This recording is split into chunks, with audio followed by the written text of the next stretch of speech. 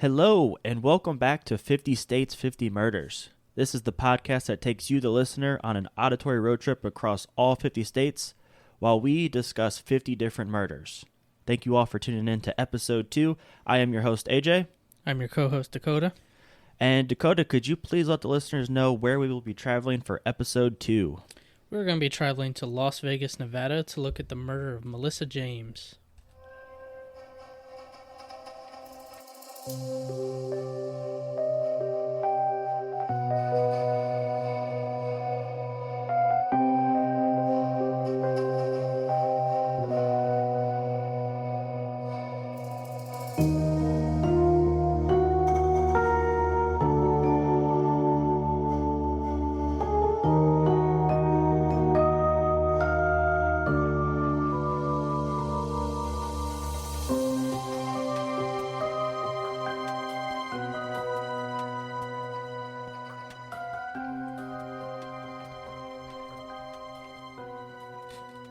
All right, again, welcome back. Thank you all for tuning in. Hopefully you had a chance to listen to episode 1 where we were in Ohio, our home state. And this week we're traveling out to Nevada. And Nevada is recognized as the Silver State. It was founded in 1864, which makes Nevada the 36th state. It's the 7th largest state, and out of all 50 states, it ranks 32nd in population. As far as income rank, I thought this was a little bit surprising. They're 24th. Murder per capita, they rank 26th in all 50 states. There's 5.7 murders per 100,000 people. Dakota, can you give us Nevada's 5 biggest cities? Population-wise, we got Las Vegas, Henderson, Reno, North Las Vegas, and Enterprise. And the capital city of Nevada is Carson City.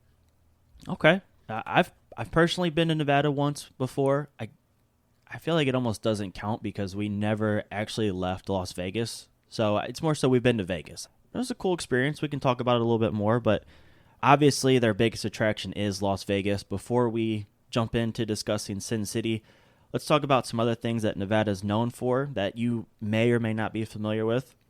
As mentioned, it's nicknamed the Silver State, and that's because back in 1859, there was a discovery of the Comstock lode, which was a huge load of deposit.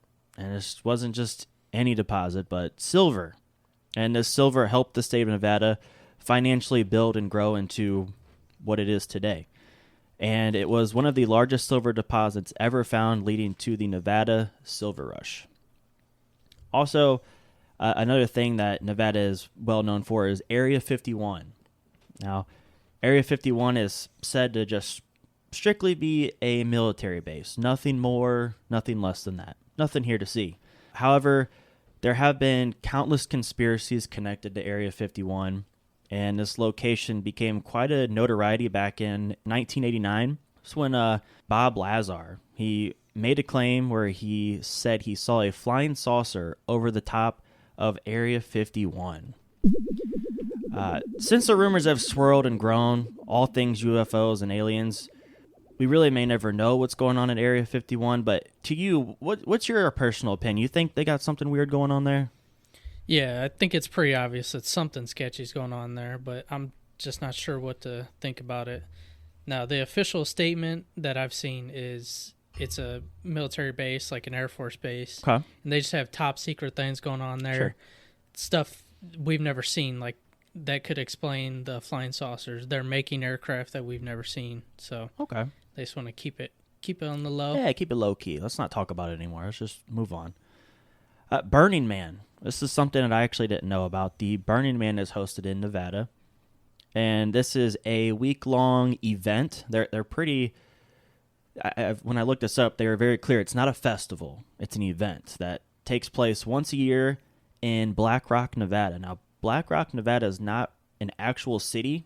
It's just they come together once a year and they create this city, and it's smack dab middle in the desert, and it is the world's biggest leave no trace event, which is simply nothing's there when they get there, and when they leave, nothing's left behind. You would never know that anything took place.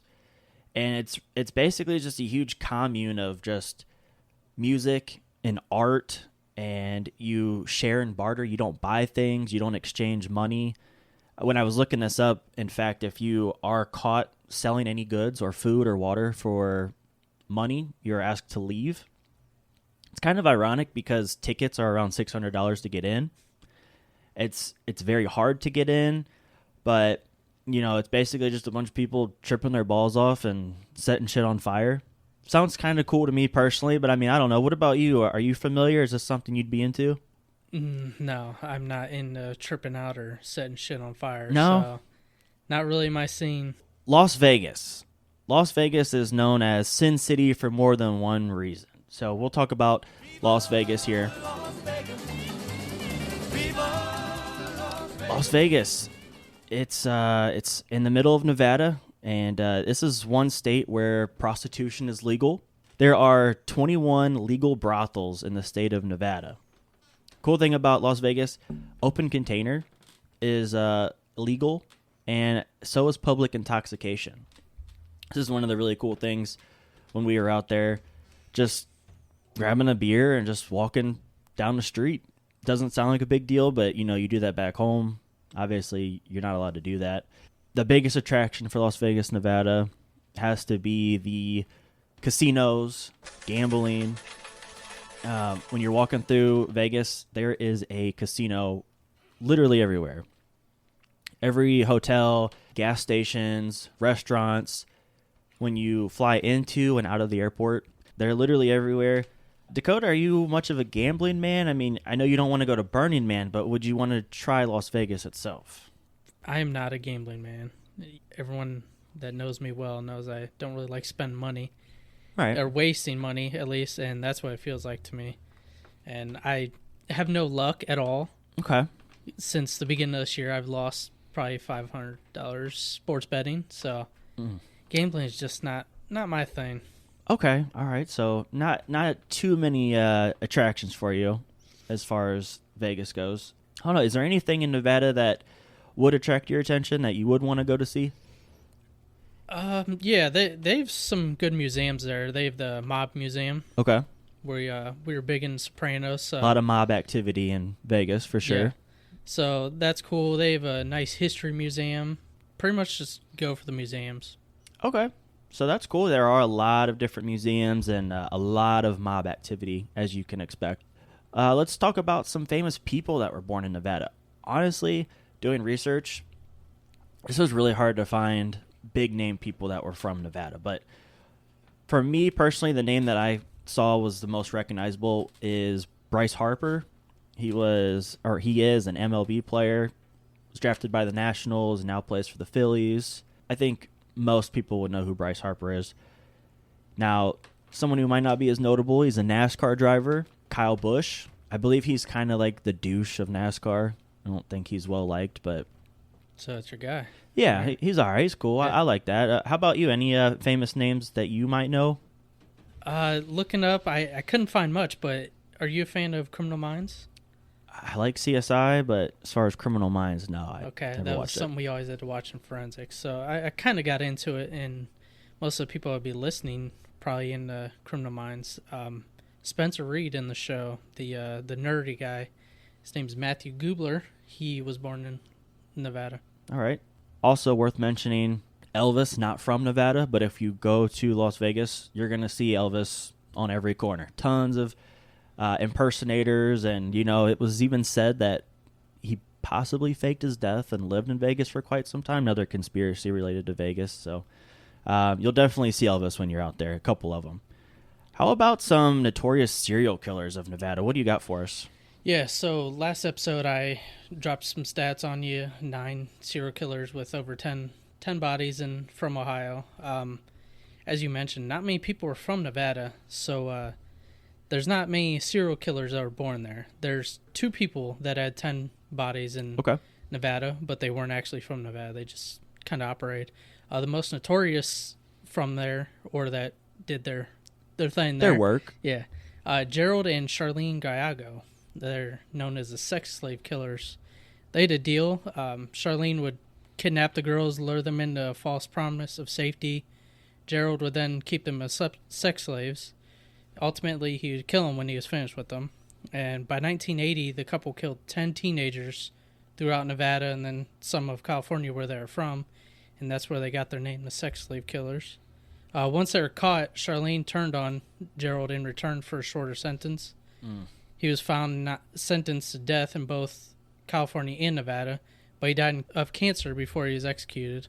And Charlene actually got out of jail in 2013. She only was sentenced to 16 years, so she's a free person now. Oh. She goes by a different name. Okay. She doesn't go by her. She goes by her maiden name. Understandable. Yeah. All right, so that's the notorious serial killers of Nevada. Let's talk about a famous murder case that took place in Nevada. Tupac Shakur was murdered in a drive-by shooting back in 1996. This was after a Mike Tyson boxing match, and it's a case that, as of today, still remains unsolved. Dakota, is Tupac in your top 5 hip-hop artist rappers of all time? Yes, absolutely. And this song actually reminds me of the remake, or the thing that 50 Cent, Eminem, and Busta Rhymes actually was good for once. Yeah. But yeah, he's in my top 5 definitely. And when it comes to lyrically, he's definitely top 3. I mean, a lot of conspiracies. I don't really even think this is a conspiracy, but I mean, it's got to be related to his beef with Biggie Smalls and the East Coast versus West Coast, right? I mean, Biggie was killed shortly after, so. Continuing our discussion of conspiracy, and we're talking about murder cases. A case that brought on a ton of recent conspiracy is the mass shooting that took place in Las Vegas October 1st of 2017. This was when Stephen Paddock, he opened fire on the Route 91 Music Festival, and he was firing from the 32nd floor of the Mandalay Bay Hotel, killing 61 and over 400 injured. Now, Dakota, can you give us a summary of why this mass shooting was such a conspiracy? Yeah, I've heard multiple conspiracies over the years. Most popular that he didn't do it alone. Okay. Like, most experts, I guess you could say, think that there's no way one person could have fired off that many rounds in that span of time. I saw it was a short-lived one, but that there was actually an attack helicopter instead of a shooter. Yeah, wow. There was someone recording flashing lights in the sky when all the shooting was going on. And then there's conspiracies thinking that he wasn't involved at all and he was just who they pinned it on. I do recall after the fact that it was all done and they were going through his house back home, and his house just mysteriously happened to burn down entirely and weren't able to really recover anything from his house. So I don't know. It's just strange coincidence. Mm-hmm. Let's talk about sports in Nevada. We're big sports guys, so it's only right that we talk about sports. Sports is really something that's been on the rise in Nevada thanks to Las Vegas. And Nevada was deemed the fight capital of the world back in 1910. And this is when it was the first state to allow professional boxing matches. Since then, Vegas has hosted some of the biggest boxing matches, such as Ali versus Holmes, Sugar Ray Leonard versus Leonard Hearns, Mike Tyson versus Evander Holyfield, and even as recently as Floyd Mayweather versus Conor McGregor. Did you watch that fight? Yes, unfortunately. It was quite the spectacle. I mean, that was actually recently because I got the Facebook memory. Okay. Where you guys were dressed up. Of course. In suits. I was not in a suit. But no. I wasn't that big into Conor. Okay. Well, speaking of Conor McGregor, alongside boxing, UFC has really kept Vegas as the modern-day fight capital of the world. So they hold some of their biggest cards in Vegas, and like I said, their biggest cards are going to usually, for the most part, be in Vegas. Do you have like a personal favorite UFC fight that took place in Vegas? Yes, my favorite fight of all time, actually. Go back to UFC 189. So we are on, what are we on now? 285 just happened? Sounds about right, yeah. Yeah. Okay. 100 main cards ago, we had Rory versus Robbie Lawler. Okay. The second fight. Yeah. Greatest fight I've ever seen. Yeah, it was a absolute battle. Great fight. Rory's nose just kind of exploded. Yeah. And unfortunately, great fighter. He was really never the same after that fight. No, he was released from the UFC shortly after that. Yeah, and again, speaking of Conor, that was Conor McGregor main event. Yep. Versus Chad Mendes. When he got his belt. It was an interim belt, but it was still his belt. Yeah, so that was a Probably one of my favorite cards altogether from top to bottom. Yeah. Great card. The Oakland Raiders, they recently moved their team from Oakland, California to Las Vegas. So that's a professional sports team in Vegas. NHL recently established an expansion team, the Vegas Golden Knights. And there's been some whispers of possibly the NBA adding a team in Vegas. What do you think about that? Good idea? I mean, I think it would be a good idea. I think there's a lot of money in Vegas. Oh, yeah, definitely. I don't think they'll get a lot of fans, though. There's not many people that live there, so... Yeah, it's definitely more of a tourist city. You said it's just in the middle of the desert? Yeah. So there's no surrounding cities. Yeah, it's a really wild experience. When we flew into Vegas, you're looking out the window. You can kind of start to tell when you're getting ready to land. And we're looking out the window, and it's just desert. And I'm thinking, like, there's no airport, there's no city. Where are we going? And then last minute, it just kind of pops up, and you can see Vegas as a whole. Yeah, something I just looked up. I wanted to see the attendance rates, and they're 30 out of 32 in average attendance. So, and that's for the Raiders? Yeah. Okay. Yeah, when we were in Vegas, we were out there when they were building the stadium, so it wasn't quite complete yet. But man, just from the outside, it's just completely murdered out. One of the coolest stadiums I've ever seen. But yeah, it's understandable. There's not a ton of people that actually live there. Their population is just tourists that are visiting and flying in or flying out. There's a lot of money to be made in the city, and I think pro teams are kind of a smart idea, considering there's probably going to be a sports book in every stadium and a lot of action being thrown on those teams. But yeah, I'd imagine attendance is probably going to be pretty hard to come by.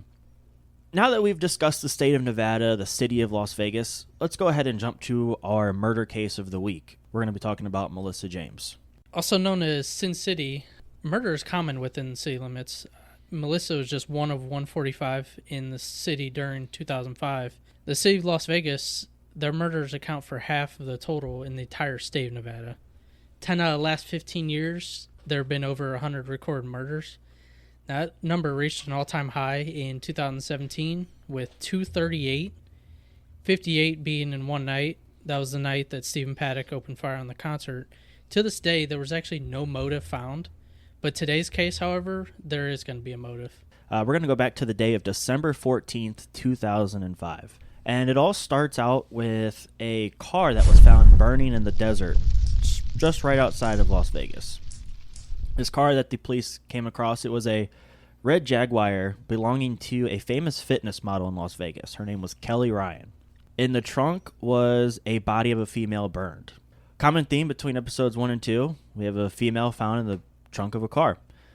Now, with this specific body found, it was burned so bad that the person inside was just completely unrecognizable. They had no idea who the body belonged to, so naturally, you're going to assume that the body is the owner of the car. To the detective's surprise, upon showing up to Kelly's home, as that's who the car belonged to, Kelly was actually the person who answered the door, alive, breathing, and well. After the police did some further investigating, they later determined that the body was identified as Melissa James. Melissa James, she was a professional dancer, as well as the assistant to both Kelly and her bodybuilding husband, Craig Titus. Before we get into the case, let's go ahead and dive into who Kelly and Craig Titus were. Yeah, Kelly Ryan was a fitness model. She was from Greensville, South Carolina, and one of our listeners is from there. She was studying to be a journalist in college. She gained interest in the fitness world during that time. She placed in her first ever competition, going on to win 7 more. She graced the cover of multiple fitness magazines. She was very well known in the fitness world. As fate would have it, at a fitness competition, that's where she met her eventual husband, Craig Titus. Craig was a professional bodybuilder. Now, Titus was a real small guy. He was 5'6", 140 when he graduated. Now, that's the exact same size I was when I graduated. From there is when he started weight training. This led to an eventual career that would make him famous. He went on to place top 10 in multiple Arnold Classics, Mr. Olympia. Those are like the Super Bowls of the fitness. At first, Kelly denied Craig because of his past. He was arrested for selling ecstasy and was put on house arrest. Well, he was a bodybuilder, so he was on steroids. This violated parole, so that landed him in jail for 21 months. So let's fast forward from there. You know, as you mentioned, Kelly originally denied Craig, but eventually the two are married. They then become a power couple in the fitness industry. And to keep up with the demands that they have, both of them together, they decide it's time to hire an assistant. When they make that decision, they end up hiring Melissa James. As we mentioned, Melissa was a professional dancer, and she had her own studio at just the age of 19. So pretty successful for someone her age. She met Titus through one of his competitions. And Titus, being the douche that he was, he convinced her to not only be their assistant, but hey, why don't you just move in with me and Kelly back here in Vegas? As you could expect, obviously this arrangement didn't work out great. The arrangement only lasted a couple of months. Surprise, surprise, after an affair with Craig and Melissa started, that's when Kelly said, hey, shit's got to change. Titus decided to book her a flight back home to Florida. Unfortunately, she never arrived back in Florida. Melissa's mother was at the airport expecting her to arrive, but she never showed up. What she did get was a phone call from a Vegas coroner informing her of her daughter's body. So from the start, Kelly and Craig Titus were the main suspects, obviously. Kelly and Craig pleaded their innocence in the murder, but all signs just continued to point back in their direction. The immediate red flag was that there was just an absolute lack of emotion upon finding out their former assistant was found dead. Second red flag was that she was found dead in the trunk of their personal car, obviously. Yeah, well, at first their story was she stole the car. They claimed she had a history of theft. They told the detectives that her stealing was why she was actually fired from being their assistant. Not the affair, but the theft. Yeah. Okay. The third suspicion was their story just kept changing. Now, that's a common theme when you're trying to get away with murder, and it's never a good idea to keep changing your story. Right. The two now claim that Melissa overdosed on morphine, and that led them to panic, resulting to driving her in the desert and then setting the car on fire. The couple was worried how this case would affect their careers. They weren't worried about their freedom or prison, but they were worried about their careers. So they fled the state.